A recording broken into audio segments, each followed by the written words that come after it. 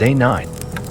Sunlight entered around the window and door frames by the time the coffee was ready. Jake said, "I want to open the door and let in some fresh air." "I'll do it," Bo said as he struggled to stand. "I now see why the creatures couldn't get into the cabin. Your grandfather built this cabin very solid." Jake nodded. "It's like a virtual fortress," Bo said as he removed the brace and opened the door. Jake said, "That's what Steve said." Steve must have heard Jake say his name because he rustled around and got up and joined in the conversation.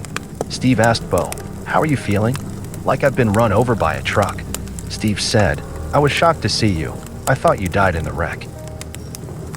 Bo brought Steve up to date on what he had already explained to Jake. Jake stepped outside with his coffee and lit a cigarette.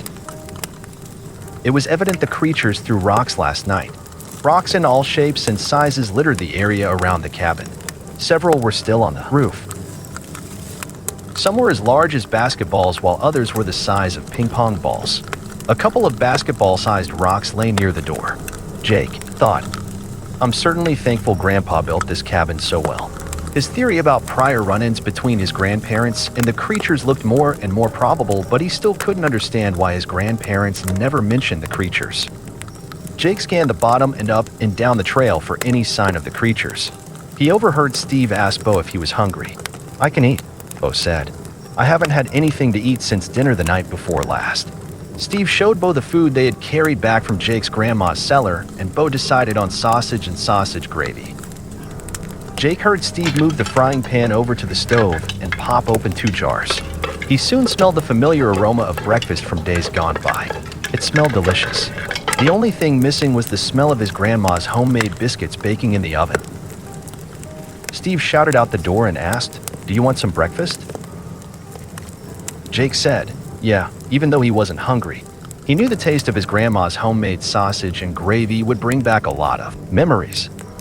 Jake rejoined Steve and Bo back inside the cabin and scooped some sausage and gravy onto his plate and sat down on his cot to eat. Jake glanced at Steve and said, "We're gonna have to try to find Bo's shotgun in the area around the wreck site. Bo's gonna have to stay in the cabin today and try to recuperate some before we try to escape." "I'm fine and I'll come help you search for the shotgun," Bo said. Jake said, "You need to stay here and rest because you might have a concussion and me and Steve don't need you to pass out while we look for the gun and possibly have to fend off a Bigfoot at the same time." "You're right," Bo said as he gently rubbed the back of his head and neck. "I'll stay here, I do need to rest some." Jake glanced at Steve. "Will you be ready to go when you're done?" "Yeah," Steve said. "The faster we find the gun, the faster we can get out of here." Jake and Bo couldn't argue with that. "Sit tight and keep an ear out for any sign of the creatures," Jake said. "Steve and I have heard them farther up the trail near the spring, and we saw their footprints at the spring yesterday. If you hear one approach close and secure the door." "Don't you worry," Bo said. "Don't forget to take the shotgun shells with you from out of my jeans pockets. If you need to use them sparingly because that's all there is. I have plenty more back at my cabin, but there's definitely no way to get to them without getting attacked. It's just too far away." Jake said, "If we could make it to your cabin, we could get out of here," while he stepped back inside the cabin to get the shotgun shells. Bo handed the shotgun shells to Jake, and Jake stepped back outside and put them in his pocket and picked up his club. Steve picked up the pitchfork and they left Bo with the axe and hatchet. They headed off down the trail to the crash site. They walked through the yard at the house toward the barnyard and continued on to beyond the barn. The wreckage still smoldered as small plumes of smoke drifted skyward. When they passed the crash site, Jake diverted his attention away from the overturned truck because he didn't want to see Jean's charred remains lay there in the wreckage. They entered the tree line about 50 yards beyond the wreckage. "If we split up, we can cover a lot more ground," Jake said. "Just be on the lookout for the creatures." "Don't worry," Steve said. "I will." The tree canopy blocked most of the sunlight and everything was steeped in shadows. Jake walked through the trees and looked to the ground and around each tree. He also looked up into the trees and wondered if the shotgun might have gotten lodged in the tree branches. He found the oak tree Bo had landed in because of a large broken branch which lay underneath it. He also noticed where Bo fell out of the tree and hit the ground. His imprint was clearly visible in the dirt and duff on the forest floor a few feet away from the tree branch. He continued his search for the shotgun and worked his way in the direction of the river while Steve worked his way up the embankment toward the road. They stayed visible to each other until Steve walked into the road and vanished from Jake's sight. At that point, Jake's search didn't turn up anything. He headed off in the direction of the embankment and followed Steve's path, which led to the road. Jake walked into the road and saw Steve had walked several yards on up the road, but stopped and looked at something in the trees on the hillside above him. Jake didn't see the shotgun in his hand, so he assumed Steve was just as unlucky as he was. Steve saw Jake and waved him over to him. He put his fingers to his lips to indicate to Jake to approach quietly. Jake walked up beside him, and Steve pointed to a big pine tree about 35 feet away on the hillside. Steve whispered, "Watch." A few seconds passed, and Jake saw a Bigfoot peep its head out from behind the tree. The Bigfoot had to be at least 8 feet tall, and its hair was a medium chocolate brown color. When the Bigfoot saw Jake, it quickly ducked back behind the tree. They continued to stand and watch the Bigfoot play peekaboo with them for several more minutes. The Bigfoot must have gotten bored with them because it stepped out from behind the tree and climbed the hillside as it walked away from its hiding place. They both noticed the Bigfoot was female because of its large, pendulous breasts, and it also cradled what appeared to be an infant-sized Bigfoot in the crook of its right arm. They decided to head back to the cabin via the road. They scanned both edges of the road along their way to see if they could find the shotgun, but had no luck. They made it to the bottom of the road, and Jake said, "We should stop to take a small break before we climb the trail back to the cabin." Steve said, "Yeah, my legs hurt and I'm tired." Jake pulled out a cigarette and lit it. "I can't understand where the shotgun could have gone. The area around the wreck site and the area beyond it is only so big. We should have found it somewhere." "Maybe the Bigfoot which overlooked the crash yesterday found and took off with it," Steve said. "I highly doubt that. I doubt the Bigfoot would even know what a gun is." "Don't be too sure about that. What if the Bigfoot had been shot at before or witnessed a hunter taking down a deer with a gun? The Bigfoot would learn rather quickly the gun could be used to hunt or as a weapon." "What?" Jake said. "Monkey see, monkey do? You actually might be right because I never thought about it that way. I have to admit your theory could be correct because of the way the Bigfoot throw rocks to scare people off or damage property. Look how they communicate with each other using wood knocks. They do appear to be moderately intelligent beings. Yeah, too smart for their own damn good," Jake said, rolling his eyes as he put his cigarette out. "Are you ready to head back to the cabin?" They arrived at the cabin and found the cabin door open but no sign of Bo. Jake stepped into the cabin and found Bo asleep on the cot clad only in his underwear. The blanket laid on the floor beside him. Jake picked the blanket up and draped it back over Bo and grabbed a chair and headed back outside. Steve grabbed the other chair and joined him. "We're just gonna have to make an attempt to get to the car," Jake said while he sat. "We've nothing else to lose at this point. If we're successful, we'll escape. If not, well, you know the consequences. All we can do is try. Trying is the first step of failure. You always assume the worst," Steve said. "If Bo is up for it, we should leave tonight. We need to leave everything behind except for the weapons.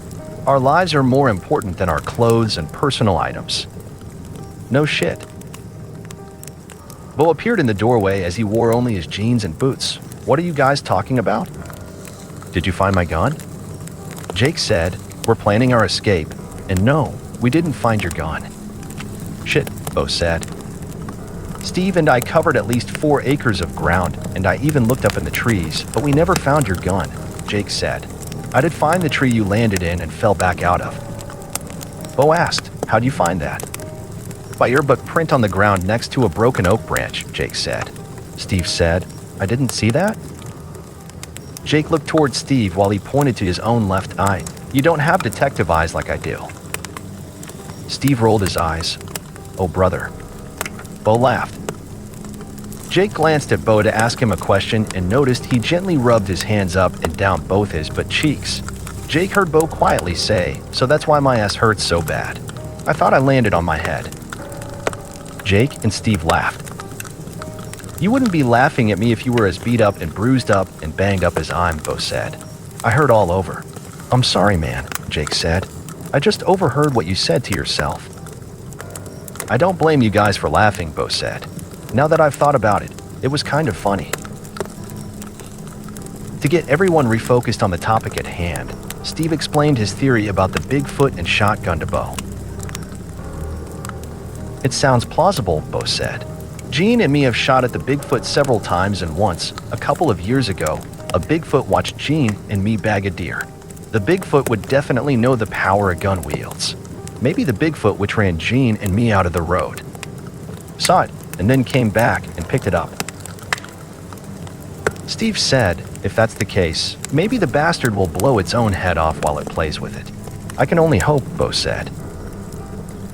Jake mentioned to Bo about the female Bigfoot which played peekaboo with him and Steve from behind a tree, and how when it walked away, they noticed it carried a baby Bigfoot. Bo said, that must have been a sight. Yeah, it actually was, Jake said. Even though it had its baby with it, it didn't seem aggressive, not like the males seemed to be anyway. You'd think having its baby with it would have made it more aggressive, Bo said. Steve said, yeah, like coming between a mother bear and her cubs. Since you and I are pretty much the same size, Bo asked as he glanced at Steve, do you have an extra shirt I can borrow since mine's covered in blood?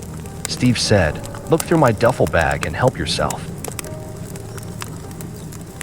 A few seconds later, Bo joined them back outside as he wore a dark green t-shirt which looked like it was made just for him. Steve asked, do you think you can make it across the bridge to the car? I think I can, Bo said. Jake said, I think we should go under the cover of darkness. This is the last night of the full moon, and it won't be completely dark, Steve said. The full moon might be a good thing, Jake said, because we can use the moonlight to our advantage.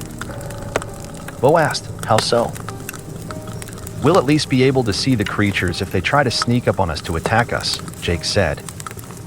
Yeah, Steve said, that might be helpful. I see you're using lanterns. How much kerosene do you have? Bo asked.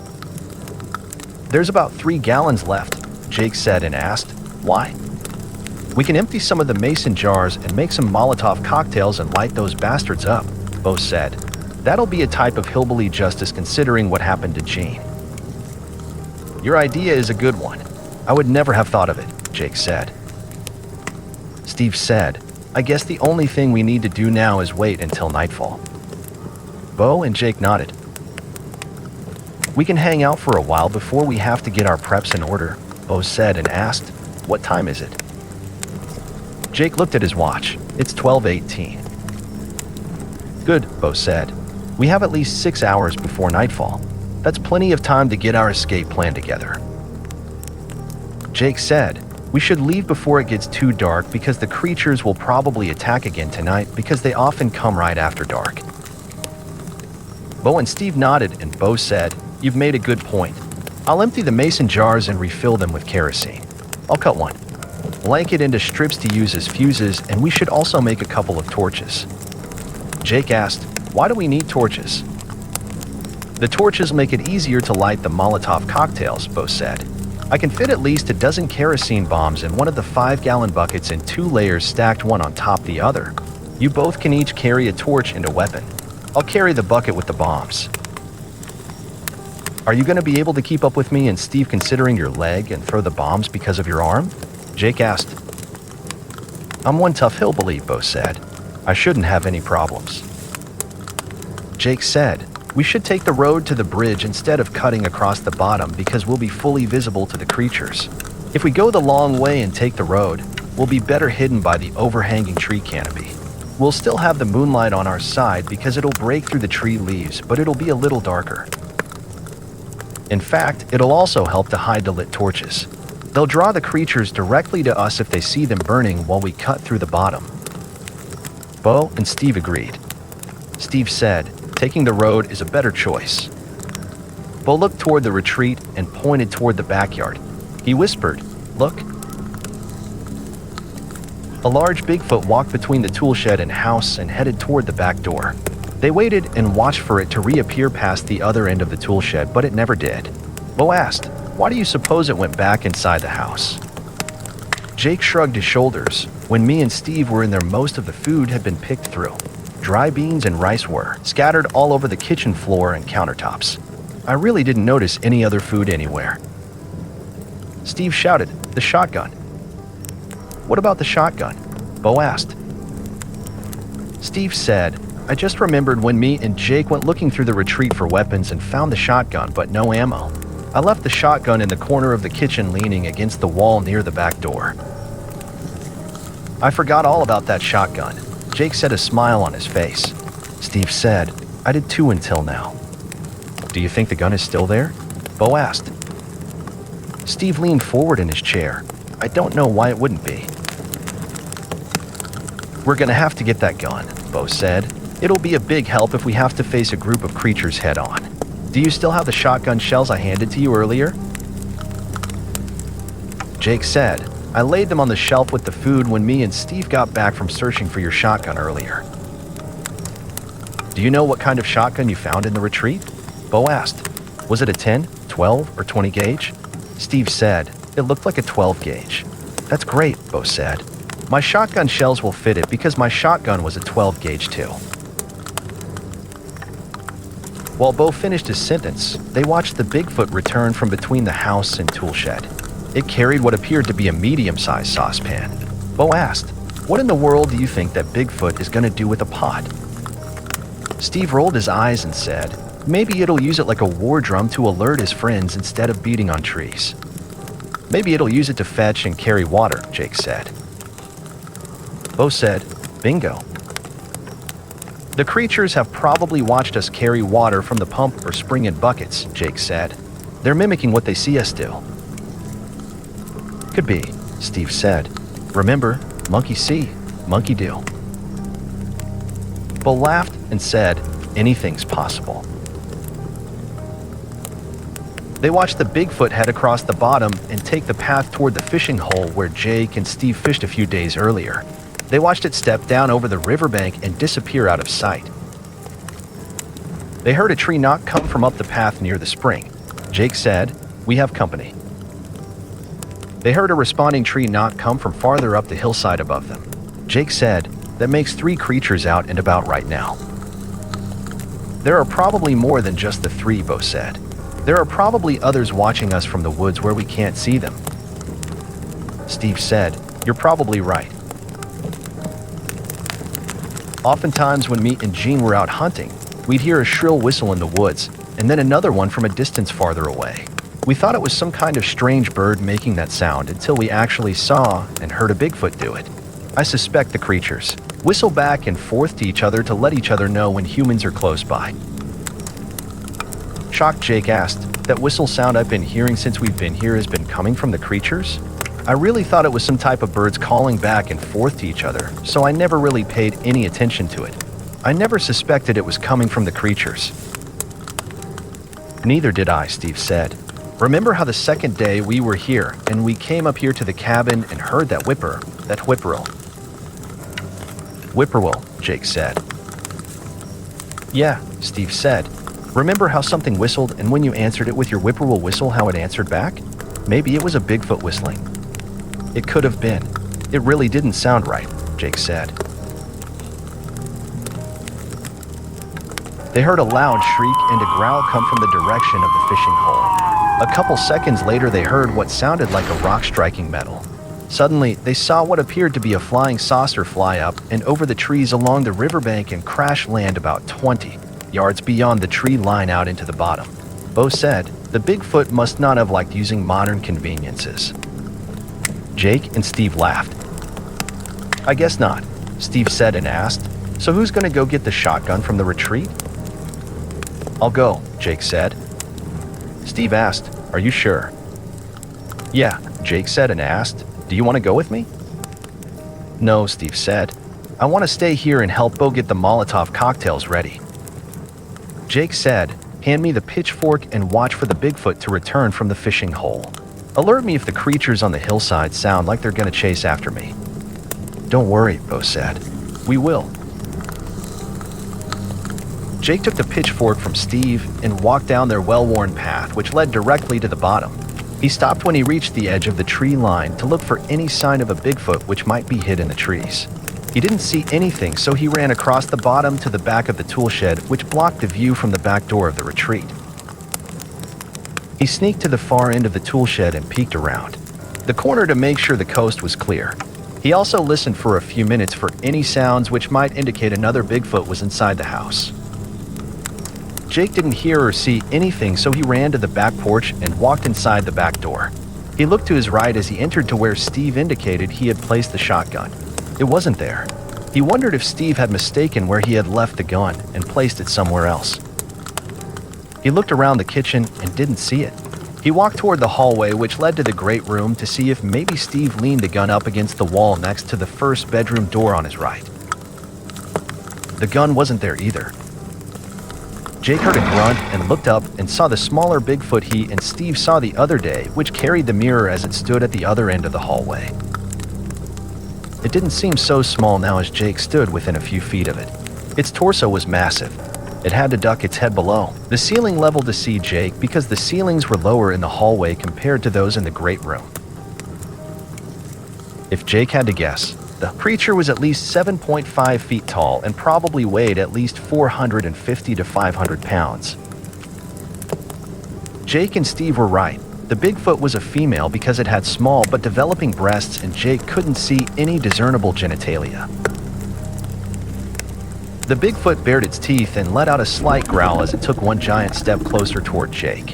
In one step, the distance between them was now cut in half. The monster looked as if it would attack Jake at any second. Jake was more scared now than he had ever been at any time throughout his entire life. The Bigfoot growled again and started to take one more step. Jake knew if it did, he would be within its arm's reach. Jake lowered the head of the pitchfork and ran toward the Bigfoot and drove the tines of the pitchfork into its abdomen and drove the Bigfoot a few steps backward as it tried to grab Jake with its massive hands. The handle of the pitchfork proved to be a little bit longer than the Bigfoot's reach. It let out a horrendous shriek as Jake let go of the pitchfork handle. It grabbed the pitchfork by its tines and tried to pull it out of its belly and collapsed to its knees. Jake saw this as an opportunity to escape, so he turned and hightailed it out the back door and ran behind the tool shed. Jake saw Steve and Bo as they stood, shouted and pointed toward the fishing hole. They frantically waved him back toward the cabin. He knew they must have spotted the other Bigfoot as it made its way toward the house. Jake ran and glanced back over his shoulder toward the fishing hole. The other Bigfoot ran extremely quickly toward the house. Jake could almost feel its heavy footsteps as he made his way toward the tree line below the cabin.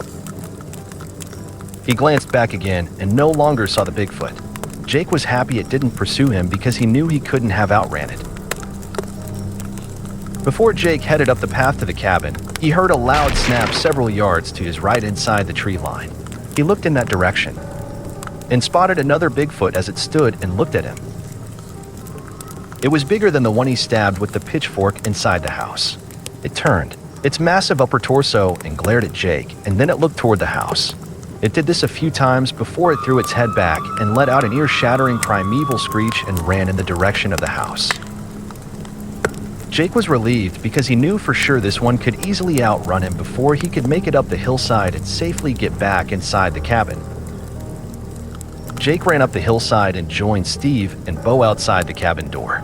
He turned to watch as the second Bigfoot disappeared around the corner of the tool shed.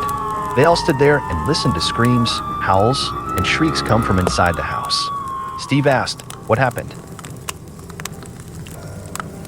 Jake tried to catch his breath. "The gun wasn't where you thought you'd left it. I thought you might have left it next to the first bedroom door in the hallway, and I went there to look for it, and that's when the smaller Bigfoot approached me coming from out of the great room. I knew it was gonna attack me, so I drove the pitchfork into its belly and turned and ran. It was the smaller one we saw the other day carrying the mirror. You and me were correct in assuming the smaller Bigfoot was a female. Did you guys hear the loud shriek emanate from inside the house?" Steve and Bo said, "Yeah." "It was extremely loud," Steve said. Jake said, "You want to talk about loud? Hear it in an enclosed space. My ears are still ringing. It shrieked when I stabbed it in its abdomen with the pitchfork." When it tried to pull the pitchfork free, it fell to its knees, and that's when I took off and ran out of the house. When I ran around the tool shed, I heard and saw you guys shouting and waving me back to the cabin, so I assumed the other Bigfoot from the fishing hole was coming back to the retreat. I suspect the Bigfoot at the fishing hole heard the one I impaled with the pitchfork cry out, and it was rushing to its aid. Did you guys see the other Bigfoot standing several yards from me within the tree line when I stopped just outside it to catch my breath? We only knew it was there when it screeched and took off running toward the retreat, Steve said. It kept looking at me and then at the house a few times. I thought it was going to attack me, Jake said. It looked totally pissed. I was relieved when it ran toward the retreat. It was so close to me it could have easily outrun me when I tried to make my way back here. At that point, I didn't even have anything to use as a weapon. Bo said, "You're extremely lucky." "You sure are," Steve said. "I certainly have to agree with you guys," Jake said. "Someone must have been watching out for me." All three of them continued to stand there and look down the hillside toward the retreat. Several extremely loud screams and moans still emanated from inside the house. While they continued to watch in that direction, they saw the Bigfoot, which came from the direction of the fishing hole, walk past the tool shed as it carried the smaller Bigfoot in its arms. The third Bigfoot walked several feet behind. Jake said either the smaller Bigfoot pulled the pitchfork out of its abdomen or one of the larger ones did. They watched as the creatures walked toward the lower end of the bottom and disappear into the tree line. "The smaller Bigfoot looks lifeless," Jake said. "I think I killed it." Bo said, "It sure looks that way." After me and Gene bought our cabin and the creatures started to harass us, I started researching them. In my research, investigators reported the Bigfoot might actually bury their dead. That's why the skeptics say there's no such thing as Bigfoot. Because no one ever finds a body. They say the only physical proof they have is fake footprints, blurry photographs, and blurry home movies. You'd think a hunter or a hiker would stumble upon a dead Bigfoot body while they're out in the woods, but to date no one ever has. This is what Bigfoot researchers use to prove their theory about Bigfoot burying their dead. If that's the case, Jake said, we probably won't get invited to attend that Bigfoot's funeral. Steve and Bo laughed. Suddenly, Bo's eyes widened. He paled. Jake noticed and asked, "What's wrong?" Bo said, after they bury the one you killed, they might call for all the other creatures in the area to seek revenge. Jake and Steve both paled at that realization. Bo said, "We'd better get busy and get the kerosene bombs ready and get the hell out of here." "I believe that hell hath no fury when you kill the kin of a Bigfoot," Steve said. "All of the monsters may come out of the woods to play." "That's not funny," Jake said, his eyes wild, his face contorted. Bo asked, "So there was no sign of the shotgun inside the house, huh?" "Obviously not. Otherwise you would have seen me carry it when I fled back across the bottom," Jake said and smiled. "It seems you're not the sharpest tool in the shed or the brightest light in the harbor." Bo thought about it and laughed and said, "I've never heard those expressions before. They're pretty good. I'll have to remember them." They heard a Bigfoot howl come from the direction of where the Bigfoot took its mate or daughter's body. They weren't sure which. Jake said, "This howl sounds different from the other ones we've heard over the past several days. This one sounds more mournful and it varies in an up and down pitch, unlike the others we've heard. The other howls reach a peak in pitch and level off for several seconds before they trail off and fade away." Bo said, "There's something peculiar about that howl. It doesn't sound normal." "Yeah," Steve said, "it does sound different." The Bigfoot continued to howl 3 more times and stopped. The forest came to life all around them. Howls permeated the air everywhere. They sounded like they came from all the mountains which surrounded them. They even heard them emanate from the ridgeline on the mountain across the river. The howls came to an abrupt end, and they heard the trees and brush crunch above and on both sides of the cabin. It sounded like the creatures on the hillside above them were headed toward the location of the first howl. Bo said, "The creatures are calling their kinfolk to come to the funeral services." Jake said, "It sure sounds that way. while he looked over his shoulder and back up the hillside. The sounds of the crunching of the trees and underbrush ran diagonally several hundred yards down the hillside behind them and faded when the creatures reached the open bottomland below. They also saw 3 creatures walk down the road toward the fence which lined the property of the retreat. They watched as they stepped over the fence and walked across the bottom. These creatures appeared to come from the direction of Jake's grandparents' farm. They saw a large reddish-brown colored Bigfoot come out of the tree line across the bottom near the bridge. They watched it for several minutes as it paced back and forth in front of the bridge while it occasionally glanced in their direction. Steve said that Bigfoot appears to be blocking our escape. Bo and Jake nodded. Bo said the other creatures must have volunteered him to guard the bridge while the funeral is going on to make sure we don't escape, while the others pay their last respects. The Bigfoot which blocked the bridge continued to observe them for nearly an hour before it stepped down over the riverbank underneath the bridge and disappeared out of sight. Bo said, "The creatures will probably retaliate once the funeral is over." "I don't think so," Steve said. "They'll probably come under the cover of darkness." "How can you be sure of that?" Bo asked as he looked at Steve. Steve said, "Anytime the creatures have really attempted to attack us has mostly been after dark. The one that broke into Jake's grandparents' house was after dark, and they've repeatedly attacked us here in the cabin after dark. Jake and I also witnessed 2 creatures sleeping during the daytime, one in the cow stall in the barn and the other in the pig pen." "I pray you're right," Bo said. Jake said, "We'd better get busy and make the Molotov cocktails." Bo and Steve agreed.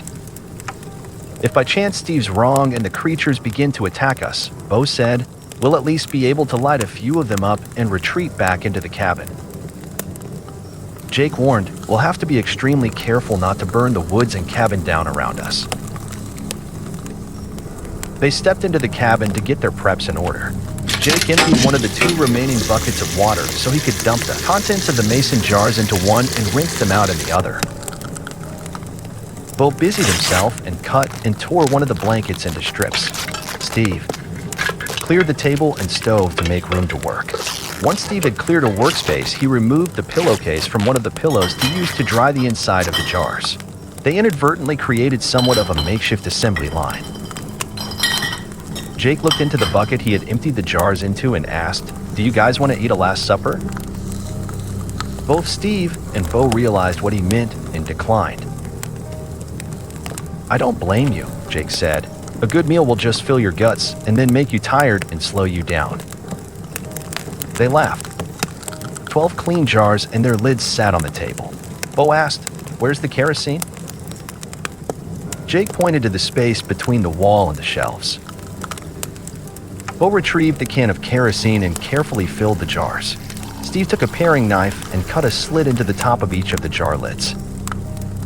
Bo fed the blanket strip fuses into the slits and sealed the jars and glanced at Steve.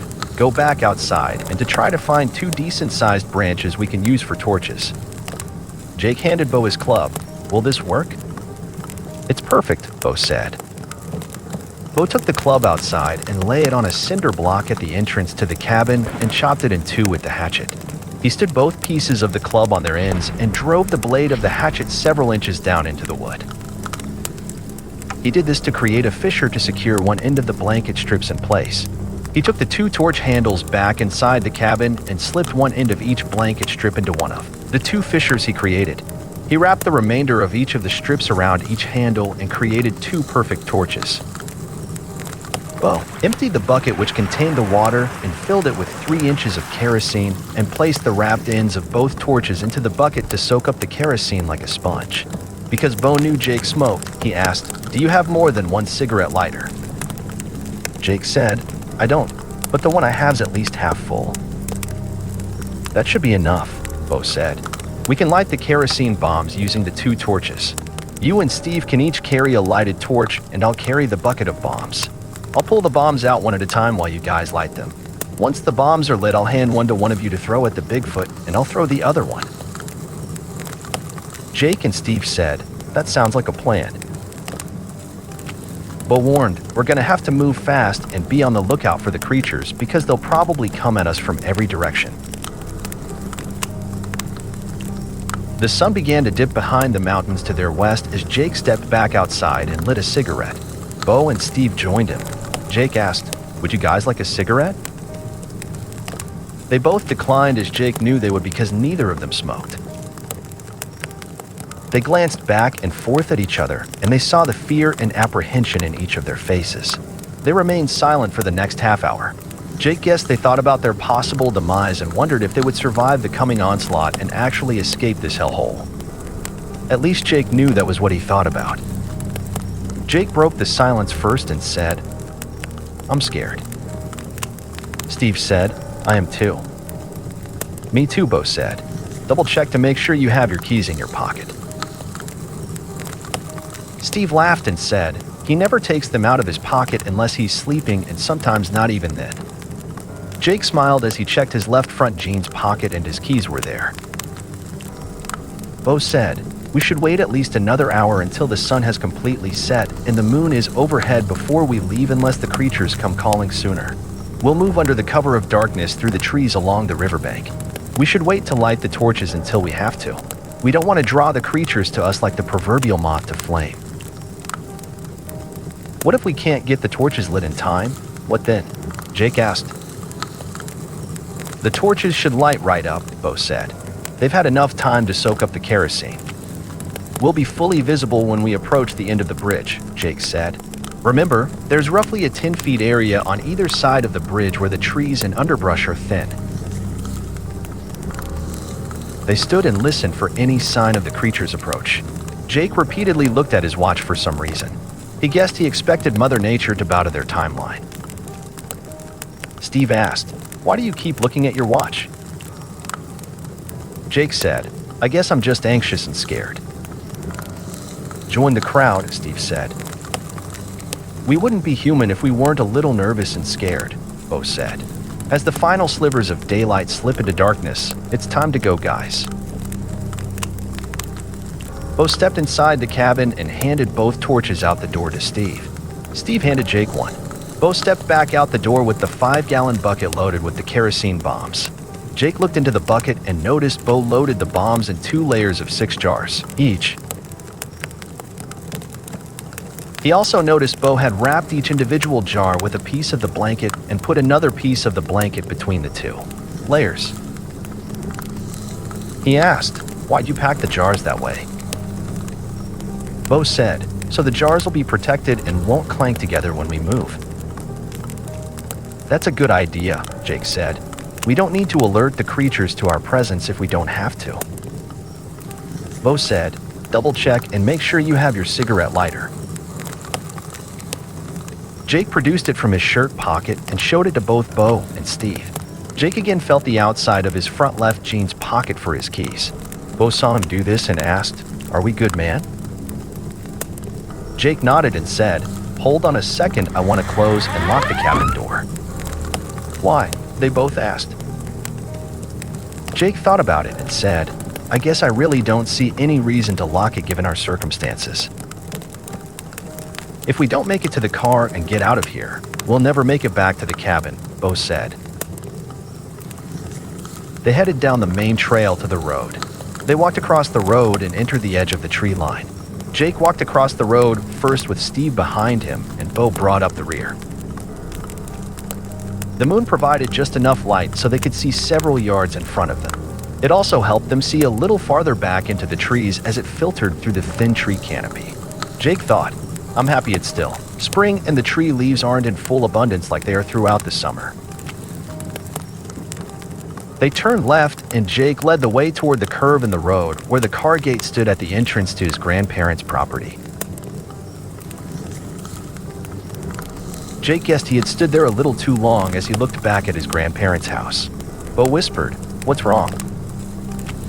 Jake didn't say anything. Steve nudged Jake in the back, and this brought him back out of his stupor. Jake guessed he was unconsciously taking one last look at the place, knowing full well he would never return. "I thought I saw something and wanted to be sure what it was before crossing the road," Jake mumbled and said. I guess I really didn't see anything that's worth mentioning," as he wiped a few tears from his eyes. They each looked in both directions before they stepped out of the tree line to cross in front of the gate opening. There was still no sign of the creatures. Once back inside the tree line on the other side of the gate, they turned left again and walked through the trees which lined the right side of the road along the riverbank. They walked several hundred yards through the trees and stopped across from the side gate of the retreat property. Bo whispered, "Light the torches, Jake."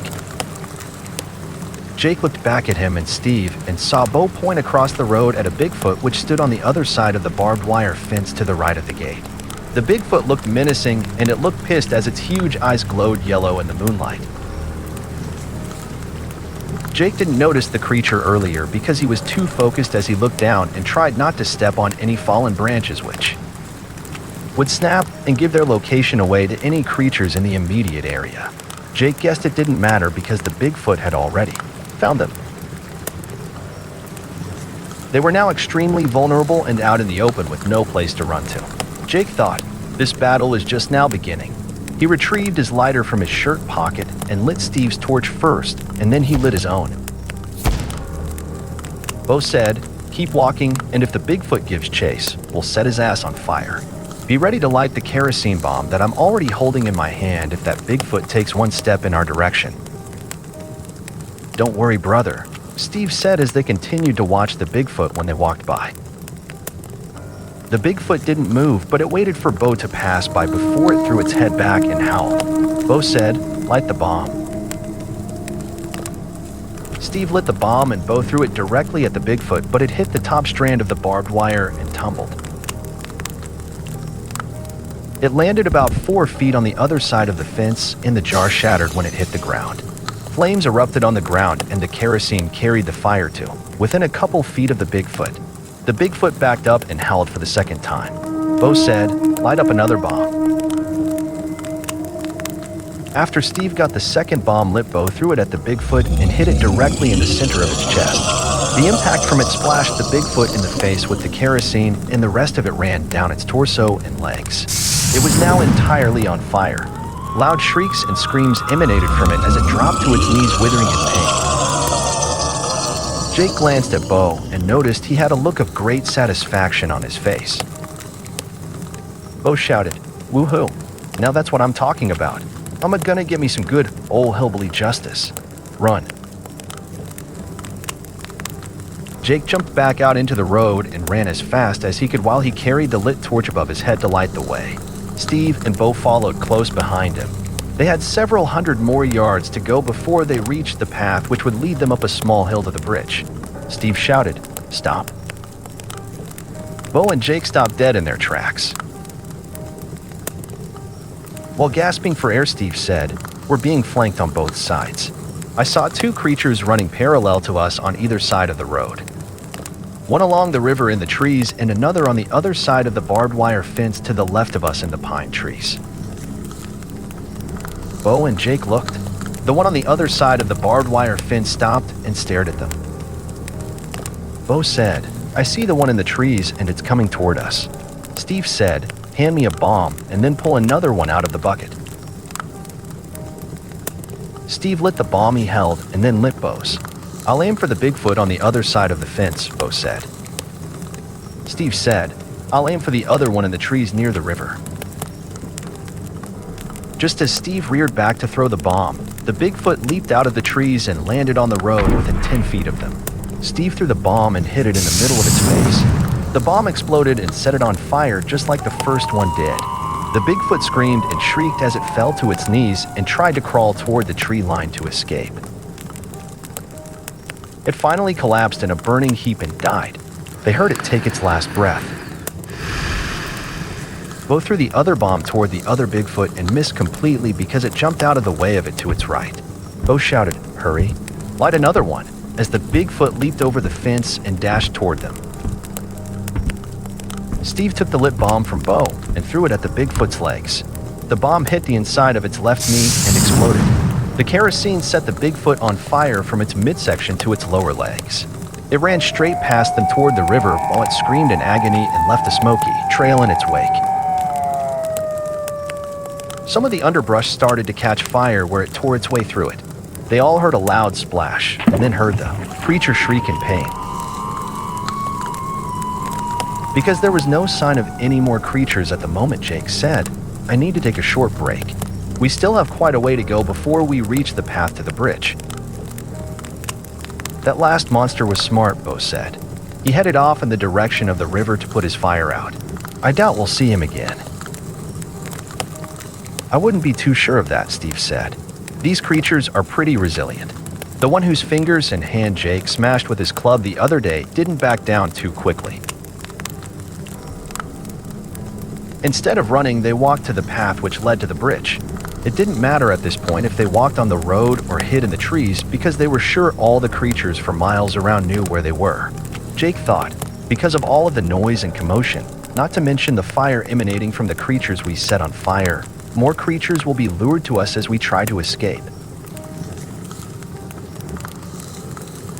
They reached the path to the bridge. Bo said, "Stop. I want to take inventory to see how many bombs are left." "We've got 7 bombs left. I hope we won't need to use any more of them between here and the bridge. If by chance we make it the car and get headed down the road, we might have to bomb some more creatures to get them out of our way." Jake said, "I hope it won't come to that." "We've got to do what we've got to do to escape," Steve said. They slowly made their way up the path to the bridge. They stopped once they reached the top of the small incline because they were now level with the field which surrounded the retreat. They looked toward both the bridge and the field to see if any creatures were visible. They didn't see any, so they continued on. "This doesn't seem like much of a retaliation," Steve said. "I would have expected more creatures would try to attack us." Bo said, "Well, don't wish it on us." "I'm not," Steve said. "I just figured since we killed one of their kin, they'd be out in full force trying to kill us." Jake led the way to the bridge and looked over the riverbank on either side of it to see if any creatures might be lying in wait to grab them when they tried to cross the bridge. Jake didn't see any and said, "The coast is clear." He stepped up onto the bridge and tried to look through the moonlight to the other side to see if the Bigfoot which guarded his car was still over there waiting for them. Jake didn't see him either. Jake looked back toward Bo and Steve and said, "It looks like the coast is clear." Jake started across the bridge when he heard 2 distinctive howls come from the direction of the cabin. He turned around and saw 2 creatures closing fast. They ran at full speed through the bottom and would overtake them in a matter of seconds. Bo shouted, "Light 2 more bombs." Steve said, "I want to wait until both creatures are within 50 feet of us before lighting the bombs." Bo reached into the bucket and handed 1 bomb to Steve, and then pulled another one out of the bucket for himself. They held onto them. The creatures were nearly upon them when Steve lit both bombs. Bo threw his bomb first and struck the Bigfoot on the left in its upper left thigh area. Steve threw his at the Bigfoot on the right and struck it in the middle of its chest. Both creatures burst into flames and screamed in agony as they hit the ground and thrashed around to put the fire out. Once both creatures were subdued, Jake turned and headed on across the bridge. Steve was right behind him. When they neared the middle of the bridge, the Bigfoot which guarded Jake's car stepped out of the brush on the left side of the bridge and walked directly in front of the bridge's opening. It roared at them. Jake stopped and backed up, as did Steve. They walked backward across the bridge while they kept their eyes on the giant Bigfoot at all times. Bo asked, "Did you see any other creatures besides that big motherfucker?" "No, he's the only one I saw," Jake said, and asked Steve, "Did you see any others?" Steve said, "I didn't see any more either." "Is that the one you said has been guarding your car?" Bo asked. Jake said, "It sure looks like him." Bo said, "Hold the bomb bucket while I take 2 bombs out of it. I'm gonna go on across the bridge with both bombs lit and throw them both at the Bigfoot at the same time. Make sure the bombs land on the other side of the bridge and not on the bridge itself if you can help it," Jake said. "The last thing we need to do is to catch the bridge on fire." Trust me, Bo said. Bo asked Steve for his torch and headed across the bridge while he carried the torch in his left hand and the 2 bombs in his right one.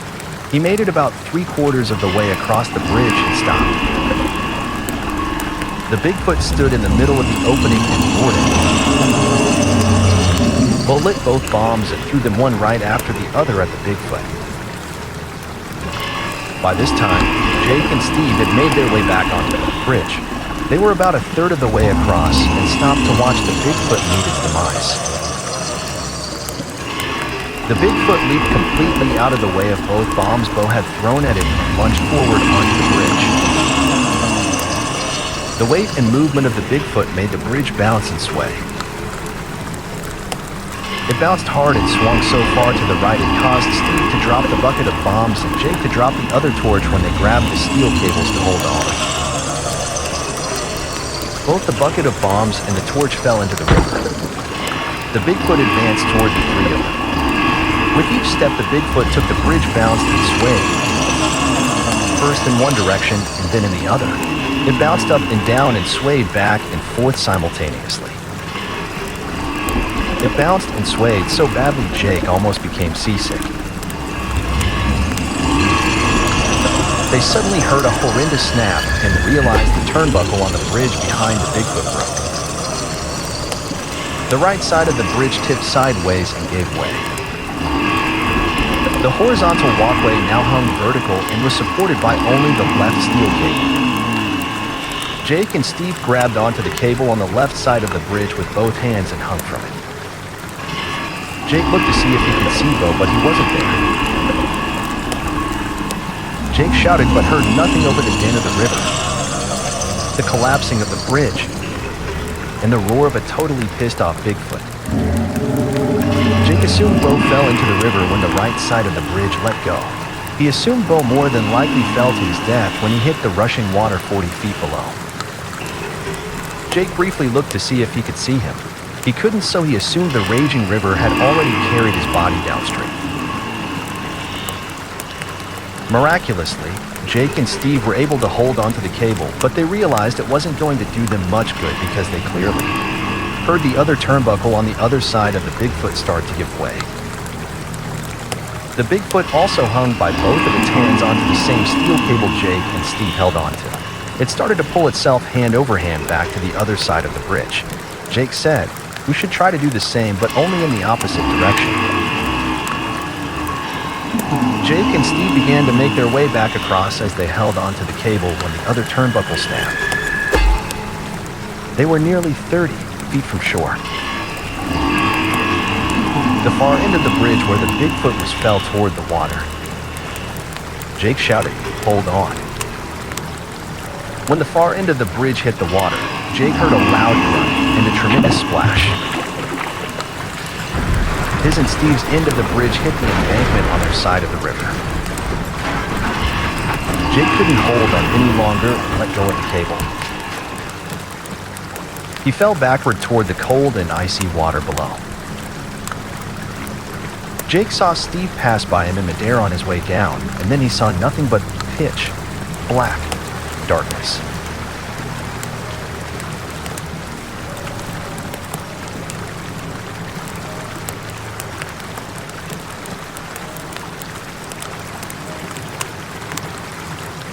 Jake awakened a short time later and found himself as he lay along the riverbank half in and half out of the water. The swift current of the river carried him to shore. He lay there and shivered uncontrollably from being in the cold water. He ached all over. He was soaking wet. He has no change of clothes, no way to start a fire, and no way to get warm. He crawled on his hands and knees back away from the water's edge and turned around and sat up. He discovered he had a huge lump near the top center of the back of his head when he ran his left hand through his wet hair. His head and lump throbbed. "I must have smashed my head into a rock when I hit the water after the bridge collapsed," he thought to himself. "Could I have a concussion?" He softly felt the back of his head and the area around the lump. He held his fingers up toward the flavescent moonlight so he could determine if the area around the lump or the lump itself bled. He didn't see any blood. He thought, "That's a good thing." He realized he must have lost consciousness for an interval after he fell into the river. He looked at his watch for the time and discovered it no longer worked. The crystal broken and the watch itself had drowned. Water seeped from around its broken watertight seal. The digital circuits and analog display worked no longer. He determined his watch was unrepairable, so he took it off and threw it into the river. He watched as it disappeared below the water's murky surface. He fingered the saturated denim of his left front jeans pocket for his keys. He discovered them where he always kept them. He was pleased to find his keys in his pocket. Another good thing, he thought. He felt his back right jeans pocket and discovered his wallet gone. A bad thing, he concluded. His driver license, cash, and credit cards departed, consumed in the raging floodwater. He looked through the moonlight to determine where he washed up along the river's edge. He washed up on the sandbar where he and Steve fished a few days earlier. Their impressions were visible in the sand along with many impressions left by the creatures. Those damn creatures, he said aloud.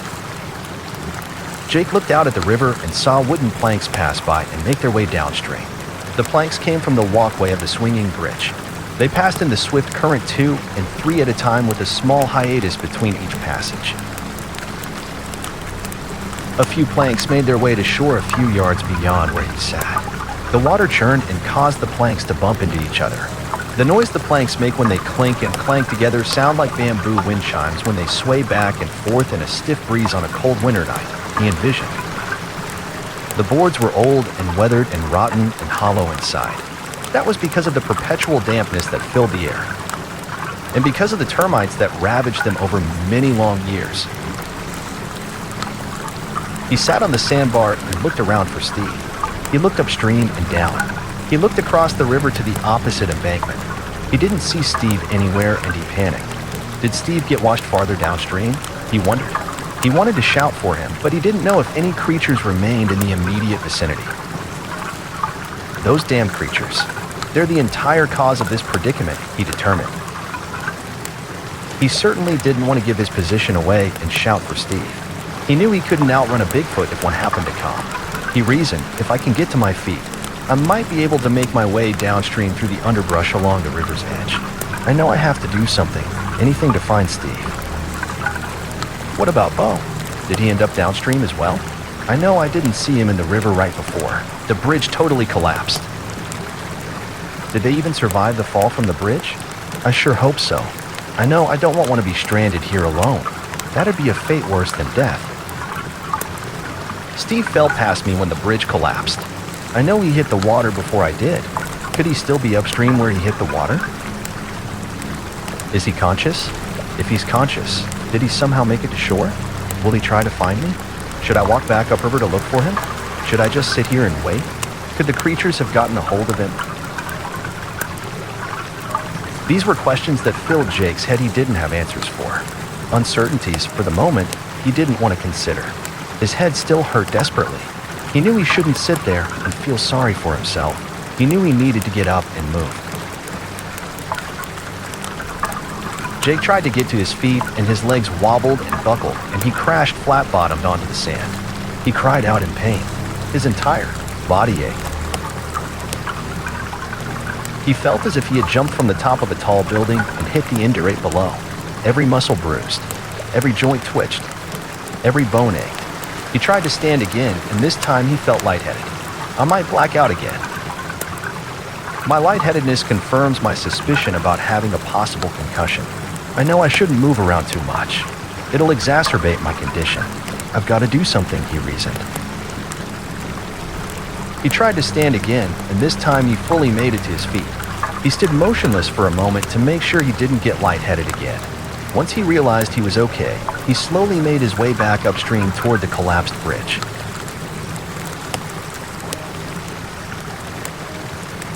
The devastation to the bridge came into view when he rounded the curve in the path.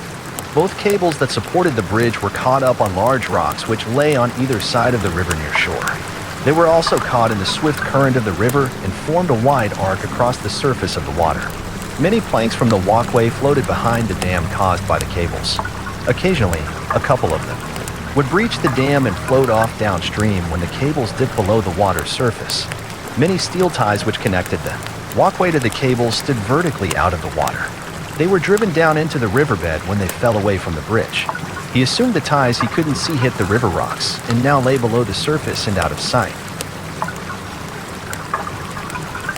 From what he could tell, both steel arches remained intact and stood erect on either side of the river. However, the one on the far side leaned toward the river somewhat. The way it leaned gave him the impression of a hunched-over feeble old man. He slowly scanned the right riverbank and hoped he would spot Steve as he sat or lay there. He wasn't visible. He scanned the opposite riverbank and he was still unseen. He turned around and made his way back to the sandbar. He felt lightheaded by the time he reached it. He sat down to rest for a minute. He scanned the riverbank on the other side of the fishing hole and noticed two chartreuse eyes that shined in the bright moonlight. The eyes looked directly at him. They observed him from within a large laurel thicket. They glowered. Jake knew exactly what glared at him. The thicket rested partway up the riverbank and stood at least 7 to 8 feet tall. The eyes were situated just below the top of the thicket, semi-concealed behind several glossy leaves. He imagined his watcher used its huge hand to push the leaves to one side so it would have an unobstructed view while it observed him. The monstrous eyes disappeared altogether at some point. He figured his observer either let go of the branch or crouched down inside the thicket. "This is just what I need. Another run-in with a pissed-off Bigfoot," Jake whispered. "At least the river stands between it and me. I doubt it wants to get wet and cold any more than I already am." While his onlooker continued to crouch inside the thicket and stay out of sight, he got back to his feet and followed the edge of the river downstream. He looked across the river in the direction of the thicket several times when he passed by it, but never again saw the eyes glower back at him. He was relieved the monster didn't whistle or whoop to alert its kinfolk to his presence. He continued downstream for nearly 1,000 yards while he looked along both sides of the river for Steve or Bo or both of them. He spotted neither. Jake was wet. He shivered and was still slightly lightheaded. He turned back toward the sandbar and made his way upstream and stopped halfway between where he ended his search and the sandbar itself. He knew if he climbed the riverbank at any point between where he stood and the sandbar, he would come out in the tree line along the edge of the bottom. He also knew the retreat sat roughly 300 yards from the top of the riverbank at the sandbar. He figured if he climbed to the top of the riverbank about 200 yards before he reached the sandbar, he would be approximately 500 yards away from the house. If I don't see any sign of the creatures in the bottom, I can make my way to the house and hide inside. If I can make it inside the house, I can get out of my wet clothes and wrap myself up in some blankets and get warm, he hypothesized. He walked to within 200 yards of the sandbar and climbed to the top of the riverbank. He stood behind a large Monterey pine just inside the tree line. He scanned the bottom for the creatures. Although he didn't see any, they could be holed up in the tree line on either side of him. Jake waited and listened. He didn't hear anything. He was in no condition to run to the house, so he simply walked. He made his way out of the tree line and walked through the foot-tall weeds toward the left side of the house. He figured if he didn't get attacked along the way, he would make his way around to the back of the house and rest when he reached the back porch. So far so good, he thought. He didn't notice any other creatures besides the one that hid in the thicket across the river. He assumed, did all the commotion and horrendous noise caused by the bridge collapse drive the creatures farther back into the woods? He made his way to the left end of the house, without incident. He walked to the back left side of the house and peeked around the corner to the back porch. Still, no sign of the creatures. He made his way to the edge of the back porch and sat down. He sat there and listened for any noises that might indicate one or more creatures were holed up inside the house. Nothing. After a few minutes, he stood up and stepped upon the porch. When he looked down, he noticed a trail of blood that led from inside the house, out onto the porch, down the steps, and into the grass. He supposed this was caused by the smaller Bigfoot he impaled with the pitchfork earlier in the day. He supposed it bled out when the larger one carried it from the great room through the house and outside before it carried it off into the woods. He followed the blood trail into the house and down the long hallway to its end. A huge pool of viscous blood lay in the threshold between the hallway and the great room. He suspected this was where the larger Bigfoot pulled the pitchfork from the abdomen of the smaller one. When he looked around the great room, he noticed the broken handle from the pitchfork as it lay to the right of the overturned upright piano. The metal tines from the pitchfork were driven through the left side of the mahogany piano casing. They were driven 4 inches into the hard, reddish-brown wood. Another pool of gooey blood lay desiccating on the floor underneath the pitchfork tines. Based on the amount of blood loss, he felt it safe to assume the smaller Bigfoot bled to death before the larger one carried it outside. He looked beyond the piano to the shredded mattress that lay on the floor in the corner of the room to the left of the great stone fireplace. A red and black flannel blanket lay half underneath the mattress with its exposed half sprawled across the floor. Jake walked over to the blanket and yanked it free and wrapped it around himself. His clothes, moderately damp. He knew he had to get out of them. He walked back into the hallway and opened the door to the master bedroom. He looked inside the room and judged from the grayish, black outlines scattered across the floor. The room looked no worse for wear than it did when he rummaged through it to find shotgun shells a few days earlier. Overturned boxes lay about with their contents spilled on the floor. The contents from several dresser drawers lay in piles. Other than the mess he had made, nothing else looked out of the ordinary. Jake turned away from the bedroom door and walked down the hallway to the kitchen. He stepped and climbed over the mayhem on the kitchen floor on his way to the dining room. He remembered he saw several dinner candles along with a box of kitchen matches that sat on the dining room table when he searched for a weapon the other day. He found 4 foot-long taper candles that stood upright inside antique pewter candlesticks sitting atop the dining table. A small box of wooden kitchen matches rested between them in the middle. He picked up the matches along with 2 of the candles and made his way back to the bedroom. He lit 1 candle before he entered the bedroom, and then he walked into the room and closed the door behind him. He sat the lit candle down on top of one of 2 dressers inside the room. He chose the dresser that sat along the back outside wall because it sat nearest the bed. He lit the other candle and sat it down on a nightstand in the corner opposite the dresser on the inside wall of the house. He unwrapped the blanket from around himself and let it plunge to the floor. He peeled his damp clothes off and draped them over the arms and back of a wine-colored wing chair to dry. He picked the blanket back up and rewrapped it around his naked body and walked to the closet to see if he could find something dry to put on. The closet was mostly filled with women's clothing, but he did find a couple flannel button-down shirts that looked as if they might fit him. After he tried on one of the shirts, it was evident they belonged to the woman of the house. The shirt was tight at the waist and too big in the chest. The sleeves were also a little too short. He took the shirt off and flung it back into the closet and slammed the closet door. Jake made his way to the dresser that he sat the candle upon. There were several piles of clothes that lay on the floor in front of the dresser. The clothes looked as if they might belong to the man of the house. He rummaged through the first small pile in front of him and found a couple extra-large sweatshirts. One sweatshirt was dark green and the other black. He found 2 pairs of matching sweatpants. He again let the blanket plunge to the floor and put the sweatpants and sweatshirt on. Both were a little snug, but they would do. He picked the blanket back up from off the floor and wrapped it back around himself before he walked over to a double bed that sat against the far inside wall of the room. The bed was made up with a floral comforter and several pillows that were covered in matching pillow shams.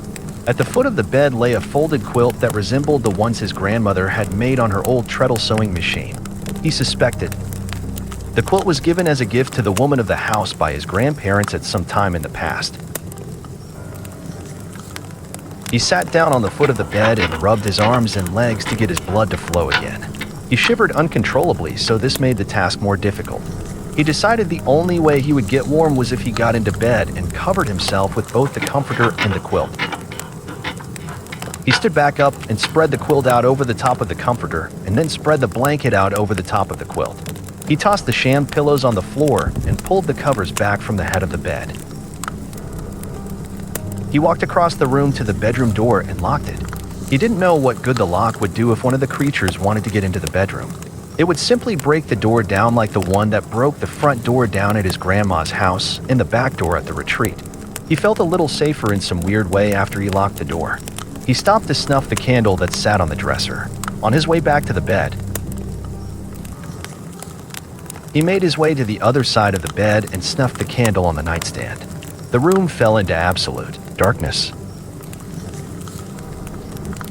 He laid down on the bed and pulled the covers over the top of himself. Before Jake drifted off to sleep, he lay there and thought. When the creatures broke into this house, they didn't disturb the rooms whose doors were closed. They might not know how to turn a doorknob. Maybe the doors appear to the creatures as a continuous wall. Maybe they can't differentiate between a wall and a door. He quickly dismissed his last thought because of the way the Bigfoot burst through the front door at his grandma's house when he and Steve made their escape. The Bigfoot might have done this because it saw me close the door when I ran out of the house, he imagined. Maybe closing the door allowed the Bigfoot to tell the difference between the door and the wall. Maybe, as Steve said, I just give the creatures too much credit. Maybe they really can't turn a doorknob. His reasoning made him feel a bit safer, at least for tonight anyway. He lay there and planned his search for Steve and Bo the next morning instead of falling asleep right away. I'll try to find or make another makeshift weapon, he posited. I haven't explored the old tool shed behind the house yet. I might be able to find some type of weapon in it. I'll first have to find something to pry the padlock off the door before I can get inside it. After I find or make a weapon, maybe I should begin my search at the cabin. Maybe Steve or Bo or both of them made it back there if they survived. Is there anything left of the cabin since I left it unlocked and the door stand open when we made our escape? Did the creatures go inside and ransack it like they did here and at Grandma's house? I'll need to wait until daylight to find out. I think the cabin will be the best place to start my search. Please tune in next week as we continue on with the next installment of A Journey Through Hell and Back. For those who cannot wait, this title is available on Amazon.com. A link to the book is available in the description below the video. Please remember to like and subscribe so you won't miss out on the continuing saga.